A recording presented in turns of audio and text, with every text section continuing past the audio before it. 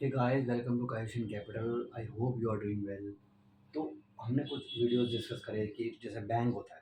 Bank ने अगर किसी व्यक्ति को लोन दिया तो वो किस पर्पस के लिए दिया, और उस पर्पस के लिए अगर वो लोन दिया गया है। मान लीजिए एक बैंक ने एक व्यक्ति को टर्म लोन यानी मशीनरी खरीदने के लिए टर्म लोन दिया 5 साल का। That is long term loan. Long term loan दिया कि भाई देख, तूने 1 करोड़ की जो मशीनरी लिया ना अभी जापान से, तो मैं तुझे, ऐसा बैंक बोल रहा हूँ, मैं तुझे 5 साल का एक लोन दे रहा हूँ। That is long term loan. तेरी ईएमआई कट जाएंगी। 1 करोड़ की जो तेरी मशीनरी आई है, उसी 1 करोड़ का जो तूने लोन हमारे बैंक से लिया, प्योर फाइनेंस, जैसे कहते हैं 100% फाइनेंस। अरे भाई, 100% फाइनेंस क्या होता है? जैसे बजाज फाइनेंस है। जैसे ही आप आईफोन लेने जाते हो किसी मॉल में या किसी शॉप में, तुरंत बजाज फाइनेंस वाला, सर फाइनेंस कर दो हमको, सर फाइनेंस कर दो।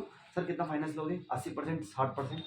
तो बैंक में उसने 100% फाइनेंस ले लिया, यानी 1 करोड़ की उसने मशीनरी दी और 1 करोड़ का ही उसने बैंक से फाइनेंस ले लिया। यानी मुझे बोरिंग दे दे, और मैंने as a collateral, as a primary security उसी मशीन को गिरवी रख दिया कि जब तक मैं इस लोन का पूरा पैसा नहीं चुकाऊंगा, तब तक ये मैं मशीनरी बैंक इस पे हाइपोथिकेशन का, जो बैंक का एक चार्ज होता है हाइपोथिकेशन, जो एक वीडियो बनाई है उसको जाके देखिएगा कि हाइपोथिकेशन में मतलब क्या होता है। बोरोर काम करता रहेगा, लेकिन अगर बोरोर ने डिफ़ॉल्ट करा, एक ईएमआई डिफ़ॉल्ट देखो सभी कर सकते हैं। हमने भी एक बार की थी, मेरे पिताजी ने। वो गलती से हो जाती है, अब आपसे मिस हो जाता है, आप ऑटो पे नहीं कर पाते हो या आपके बैंक में फंड्स नहीं रहते। लेकिन हम लगातार ईएमआई डिफ़ॉल्ट करते हो ना, तो बैंक इसको बहुत एक सीरियस क्राइम मानता है कि अच्छा, अभी तो तू कह रहा था मेरे पे बहुत पैसा है, अब तू पैसे क्यों नहीं दे रहा बैंक को। तो इस तरह से एक क्राइम माना जाता है, और आपको एक एनपीए घोषित किया जाता है जब आप 5, 6, 7, 8 महीने तक, जब आप मतलब बैंक को पेमेंट नहीं कर रहे हो। वो हम समझेंगे SMA 1, SMA 0, SMA 2, fraud, NPA, इन सब में क्या अंतर होता है।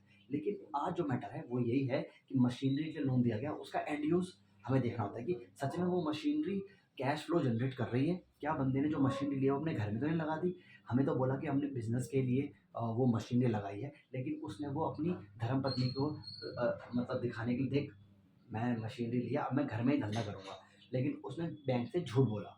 अब देखिए, अब झूठ भी कई प्रकार के होते हैं, लेकिन 2 प्रकार के झूठ जो होते हैं वो सबसे ज़्यादा मेन है। देखिए, that is diversion of fund and another one is siphoning of fund.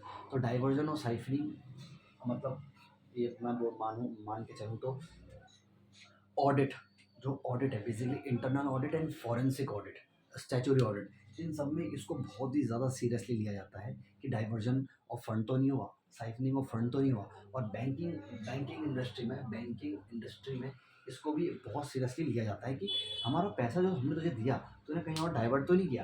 अब इन दोनों टर्म्स में बहुत ज़्यादा अंतर है, अब बहुत ज़्यादा अंतर नहीं भी है। एक थिन लाइन ऑफ डिफरेंस है, थिन लाइन है डिफरेंस का, थिन लाइन। तो थिन लाइनें बहुत, जैसे बोलते हैं ना कि अ, मन है, मन के पार आत्मा है। तो मन और जो आत्मा है, ये मन है और ये आत्मा है। आत्मा मन को देख रही है और हम सोचते हैं कि हमारा मन ये शरीर चला रहा है, लेकिन आत्मा जो है उससे ही प्राण निकलते हैं, उसी से ये शरीर में जो एक शक्ति है वो आत्मा से आ रही है। लोगों को इन दोनों के बीच में डिफरेंस नहीं पता है, तो इनके बीच में एक लेयर होती है, थिन लाइन ऑफ डिफरेंस। तो वो तो फिलोसफी की बातें हो गई, उसको यहाँ डिस्कस नहीं करते। कभी समय लगा तो हम आपको उस पर भी चर्चा करेंगे, उपनिषदों में क्या लिखा है, क्योंकि मैं वो साइड बाय साइड वो पढ़ता रहता हूँ। तो उसमें बाद में चर्चा करेंगे।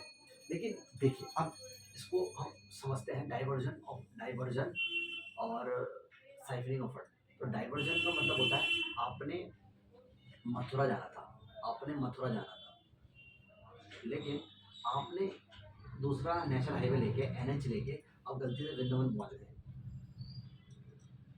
अब आपने अमिताभ बच्चन का एक ऐड सुना होगा कि भाई दुर्घटना कभी भी हो सकती है। आई थिंक उसने उन्हीं उन्हीं का है, आई थिंक, हाँ उन्हीं का है। तो वृंदावन, आपको मथुरा जाना था, वृंदावन पहुंच गए, लेकिन ठीक है, आप धार्मिक हो, आप हिंदू हो, आपको आपको हाजी अली की दरगाह जानी थी, आप कहीं किसी और दरगाह में पहुंच गए, आप कोई सी भी धर्म से हो, आपको एक धार्मिक स्थल में जाना था, आप कहीं और पहुंच गए। लेकिन आपका जो पर्पज़ है वो क्या है? अरदास करना, या आपको चदर चढ़ानी है, या आपको मंदिर में जाके पूजा करनी है, पूजा पाठ, बेसिकली आप रिलीजियस व्यक्ति हो। तो आप मथुरा जाओ या वृंदावन जाओ, फ़ायदा तो आपका है। लेकिन आपका जो मेन प्लान था, जो आपका एंड यूज़ था, जो आपका पर्पस था, वो था मथुरा जाना, लेकिन आप वृंदावन पहुँच गए। लेकिन ठीक है, आप वृंदावन पहुँच गए तो आपने वहाँ भक्ति कर ली। लेकिन बात ये है कि अब इसका कंसेप्ट यहाँ कैसे आता है? बैंक ने जो आपको लोन दिया दिया था वो था मशीनरी टर्म लोन, ठीक है। अब ये मशीनरी टर्म लोन मैंने बताया था कि आपने मशीनरी खरीदी, बैंक ने आपको मशीनरी टर्म लोन दे दिया, लेकिन आपने जो वो जो पैसा है वो हाउसिंग में यूज़ कर लिया, हाउसिंग में यूज़ कर लिया। अब ये क्या हो गया? यानी आपने मशीनरी के पैसे को घर खरीदने में डाइवर्ट कर दिया। देखिए, मशीनरी खरीदो तो भी आपके पास कैश फ्लो आएगा, बैंक की ईएमआईज़ दे सकोगे। मैं आपको बताया था प्राइमरी सिक्योरिटी, मशीनरी मशीनरी के लिए ही लोन लिया और मशीनरी को ही बैंक में एज़ अ प्राइमरी सिक्योरिटी दे दिया। That is primary security, hypothecation of movable fixed asset. और देखा जाए तो मशीनरी अगर हिलती नहीं है, अगर वो ज़मीन ज़मीन पे सट गई है, तो that is called immovable fixed asset, वो हिल नहीं पाएगी। लेकिन अगर मशीनरी को हिला-डुला के आप कहीं भी ले जा सकते हो, that is called fixed asset, movable fixed asset. Fixed asset मतलब जो 1 साल से ज़्यादा समय तक आपको बेनिफिट देते हैं। तो मशीनरी के ऊपर आपने लोन लिया, उसी को आपने हाइपोथेकेशन कर दिया बैंक में, ठीक है जी, बिल्कुल ठीक है। लेकिन अब आपने क्या किया, बैंक ने एंड ऑफ द इंश्योर नहीं किया, बैंक ने एंड ऑफ द इंश्योर नहीं किया। उन्होंने बोला यार 1 ही करोड़ का तो लोन है, क्या एक सीए के पास हमारा बोरोवर जाएगा? मैंने आपको बताया था चार्टर्ड अकाउंटेंट का एक सर्टिफिकेट आता है कि जो व्यक्ति है, जिस पर्पज़ के लिए उसने लोन लिया है, that purpose has not been defeated and the borrower has invested his money in the said asset which has been for which the bank has financed the loan. It means जिस condition के लिए bank ने loan लिया था वो उस borrower ने उस सैंक्शन लेटर में लिखी हुई कंडीशन को कंप्लाई कर दिया है। तो सीए एक लिख के देता है, लेकिन 1-1 करोड़ के लोन के लिए आप क्या बोरोवर सीए के पास जाएगा? तो इसमें बैंकों की बहुत बड़ी चूक है। बैंकिंग सेक्टर में इसलिए केस एनपीए नहीं होते कि बैंक ने ड्यू डिलिजेंस नहीं किया। बेसिकली एनपीए इसलिए होता है कि बैंक ने ड्यू डिलिजेंस नहीं किया, और दूसरा बोरोवर ने भी ये चाहा था कि मैं बैंक में इस माइंडसेट से आऊँगा कि मैं डिफ़ॉल्ट करूँगा। ठीक है जी। अब देखो, मशीनरी के लिए टर्म लोन लिया और उसने उसको हाउस में लगा दिया, उसने घर खरीद लिया।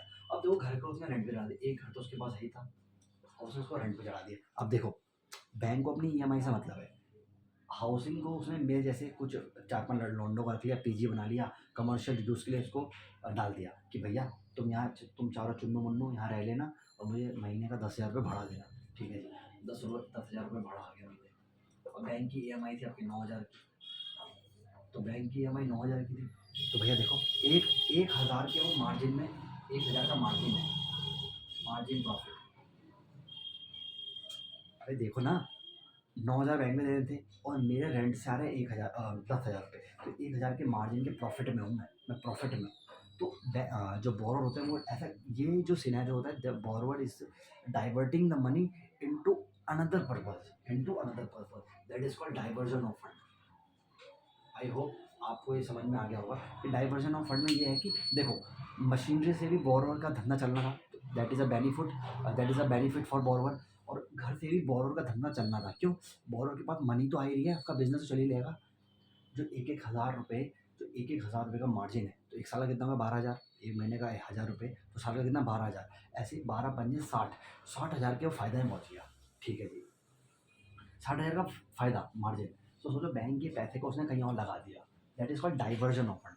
डाइवर्जन ऑफ फंड में देखो बेसिकली यही आता है कि बोरो ने क्या किया, लॉन्ग टर्म लोन लिया बैंक से, और इस लॉन्ग टर्म को चुकाने के लिए बोरो ने किसी और बैंक से एसटीएल ले लिया। मान लो देखो, अब मैं जन्मेजय गया एसबीआई, मैंने बोला मशीन टर्म लोन चाहिए मुझे 1 करोड़ का, क्या भाई ले लो।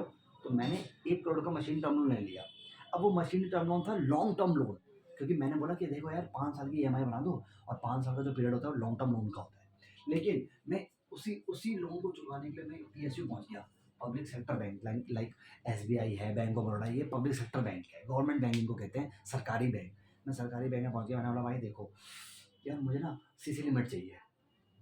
तो सीसी लिमिट के लिए मैंने बोला कि भाई मुझे 2 करोड़ की सीसी लिमिट अटका दो, मतलब सैंक्शन कर दो। तो अब CC limit is not a short term loan. तो उसने बोला यार नहीं यार, एक काम करता हूँ, एसबीआई से मैं शॉर्ट टर्म लोन ले लेता हूँ। ठीक है, तो शॉर्ट टर्म लोन क्या होता है, जो 1 साल के अंदर पे हो जाता है। तो उसने क्या किया, लॉन्ग टर्म लोन तो 1 करोड़ का लिया था उसने एचडीएफसी से, तो उसने शॉर्ट टर्म लोन ले लिया 50 लाख का, जो 1 साल में मैं पे कर दूंगा। अब उसने शॉर्ट 50 लाख का लोन लिया, और ये एचडीएफसी का बैंक का जो कर्जा है 50 लाख, धड़ाम से रिड्यूस कर दिया।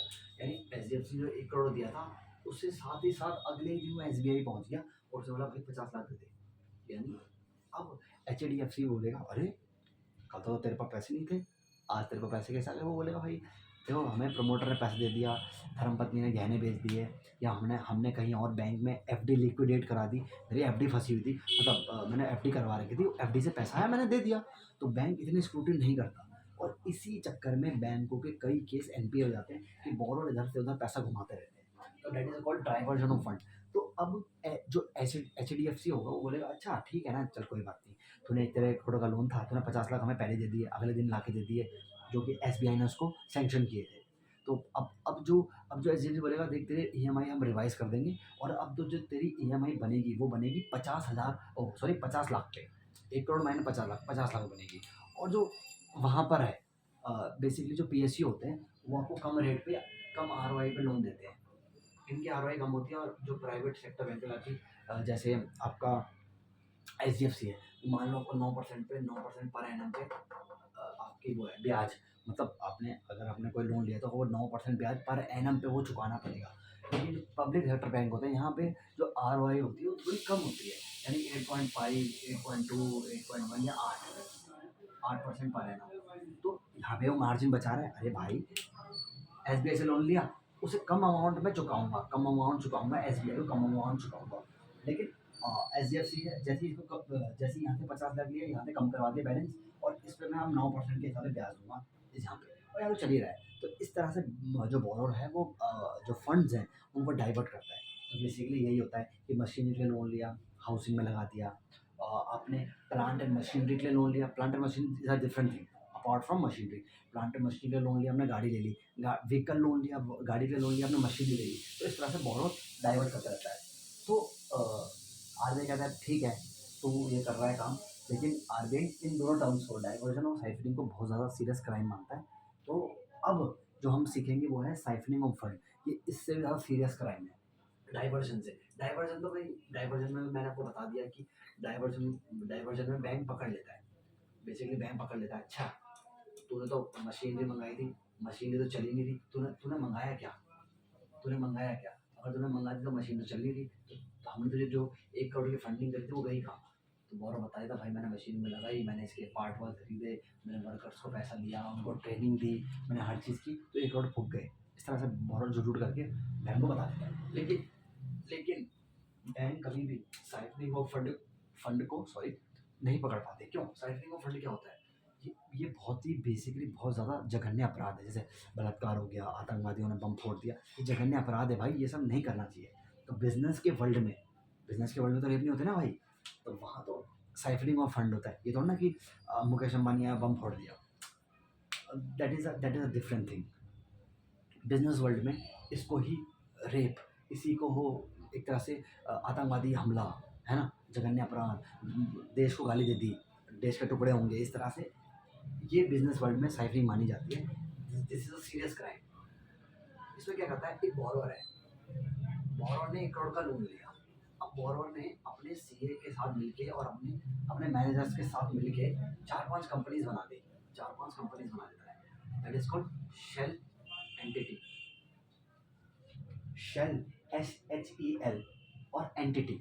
शेल मतलब नकली, मतलब कंपनी असली है, कंपनीज एक्ट में रजिस्टर्ड है वो कंपनी, यानी यादव प्राइवेट लिमिटेड कंपनी, इस तरह से बना दी, चल रही है कंपनी, वर्कर काम भी कर रहे हैं, लेकिन जो उसकी एक्चुअल बैलेंस शीट है ना वो फेक होती है। जो बैलेंस शीट होती है वो फेक होती है। मोस्टली आपने आपने बैलेंस शीट में दिखा दिया भाई मशीनरी मेरे पास 10 करोड़ की मशीनरी है, 10 करोड़ की मशीनरी नहीं होगी, 1 करोड़ की होगी, यानी 9 करोड़ का आपने एक बोगस अमाउंट आपने बैलेंस शीट में डाला है। आपने दिखाया डेटर मेरे 1 करोड़ के डेटर हैं, मैं डेटर से पैसा आएगा, 1 करोड़ के डेटर हैं, लेकिन डेटर 1 करोड़ के होते नहीं है, डेटर होते 25-30 रुपए के या 25-30 हज़ार के। आपने कई चीज़ आप ना एक बोगस बैलेंस शीट बनाते हो, फेक कैश फ्लो बनते हैं। Cash flow, fake cash flow क्या होता है भाई? कैश फ्लो देखो मैं आपको समझाऊंगा, लेकिन अभी के लिए क्रक्स में ये समझिए, cash flow is the statement which tells about the inflow and outflow of cash. यानी मैं अगर जूते की इंडस्ट्री बना रहा हूँ, सॉरी मैं जो मेरी जूते की इंडस्ट्री में जूता बना रहा हूँ, तो मेरे लिए ऑपरेटिंग कैश फ्लो, मेरे लिए कैश फ्लो क्या होगा? मैंने जूता बेचा, ठीक है, पैसा आया, ठीक है, तो inflow from debtors, inflow from customers. मैं मेरा जूते की फैक्ट्री है, तो मैं मैंने रॉ मटेरियल किसी से लिया था, यादव जूते वाले से, तो यादव जूते वाला इज़ माई सप्लायर, तो पेमेंट टू सप्लायर इस तरह से पहुँची जाती है कि मैंने इन्वेस्टमेंट करी है, हर चीज़ कैश फ्लो में दिखाती है। तो कैश फ्लो जो होता है फेक होता है, झूठी-झूठी कैश फ्लो दिखा देते हैं ये शेल एंटिटी वाले कि भैया हमने यहाँ सेल करी, हमने वहाँ सेल करी है। क्या करते हैं देखो, जैसे 1 करोड़ लिए, अब 1 करोड़ के 4 हिस्से कर दिया मतलब 25-25 लाख, 25-25, 25, 25, 25-25 लाख इनको भेज दिया। ठीक है, कोई बात नहीं, अपने अपनी ग्रुप एंटिटीज़ को भेज सकते हो पैसा, कोई दिक्कत नहीं है। लेकिन बैंक ने आपको लोन दिया था मशीन टर्म लोन, आपने 25-25 लाख यहाँ कर दिए। अब इन्होंने क्या करा, इन्होंने इन्होंने आगे आगे फंड कर दिया, यादव, बिष्ट, भंडारी, सिंह, इस तरह से कई तरह के लोग थे, उनको ये पैसा रूट करा दिया। अब ये सब लोग ये लोग आगे रूट करते हैं, या मान लो आ गया, यहाँ पे आ गए सोलंकी, आ गए यादव, आ गए फिर दोबारा यादव आ गए, या ढेड़ा आ गए, चौधरी आ गए, इस तरह से कई लोगों को ऐसे रूट कर दिया, है ना, कई पार्टनरशिप फंड्स को रूट कर दिया पैसा। अब वो पैसा घूम घाम के बोरोवर के अपने ही बैंक अकाउंट में आ गया, जो बैंक अकाउंट कहीं और मेंटेन करता था, किसी खचाड़े बैंक में, किसी रद्दी बैंक में वो मेंटेन करता था।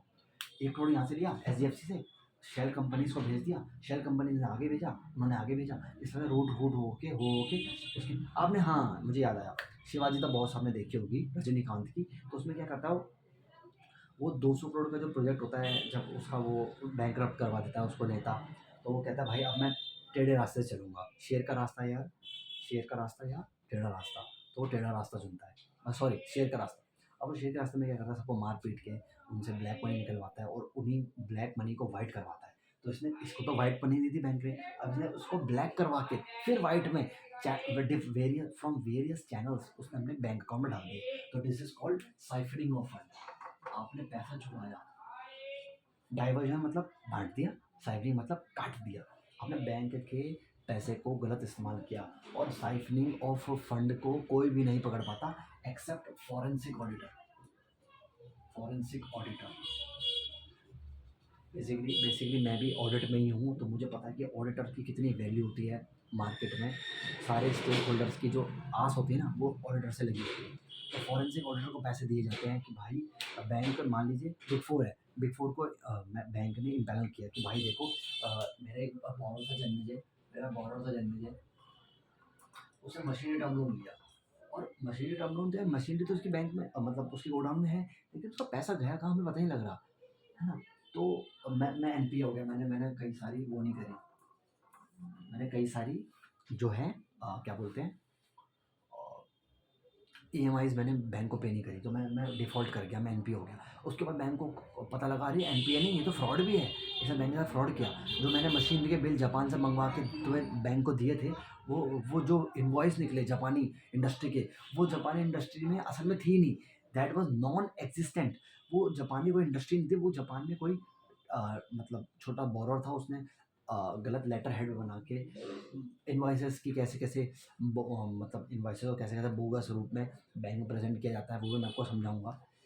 लेकिन बस ये समझिए कि उसने झूठे-झूठे इनवॉइस लगा के मैंने दिखा दिया कि भई मैंने तो ये देखो, मान लीजिए मैंने एक ये देखिए, मैंने इस तरह से एक इनवॉइस बैंक को दे दिया, ठीक है? और वो इनवॉइस नकली था, बैंक उसको जाँच नहीं कर पाया, क्योंकि छोटे बैंक जो होते हैं एचडीएफसी जैसे बैंक तो बड़े-बड़े बैंक हैं, वो तो एनालाइज़ करते हैं, पूरी स्क्रूटनी करते हैं, उनको लगता है ना, कहीं से डाउट होता है कि बैंक ये बोरो मुझे ठीक नहीं लग रहा है, तो उसको लोन देते ही नहीं है। लेकिन जो छोटे-छोटे बैंक होते हैं, नाम नहीं लूँगा, वो क्या करते हैं, अंधों के जैसे बोरो को लोन देते हैं, 1-1 करोड़ के लोन, 50-50 लाख के लोन।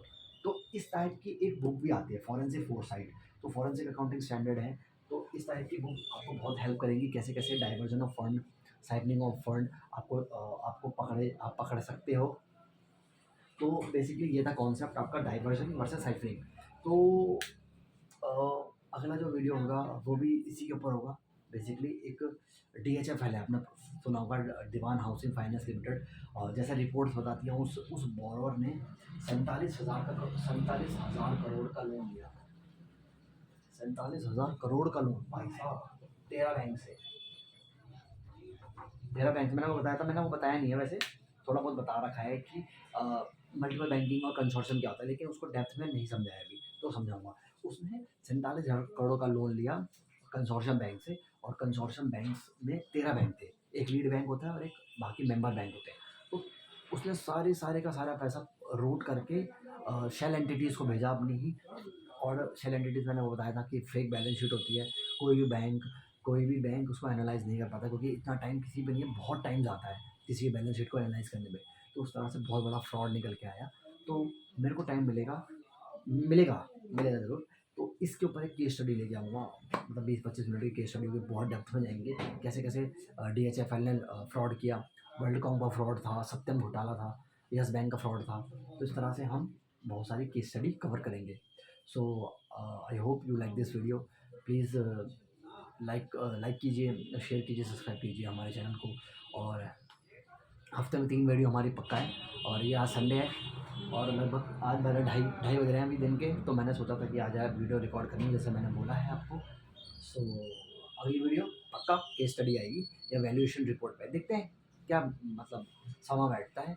सो ऐसे सपोर्ट करते रहिए। अभी तो धीरे धीरे करके और वीडियोस आएंगे। अभी मेरे ज़्यादा सब्सक्राइबर नहीं है, 7 सात वीडियो है, 20वीं वीडियो मेरी है ये। और आने वाले समय में कम से कम 200 से 300 वीडियो अपलोड करने की मैं सोच रहा हूँ और मैं करूँगा। सो ऐसा प्यार बनाए रखिए अपना और मुझे सपोर्ट करते रहिए। Thank you so much.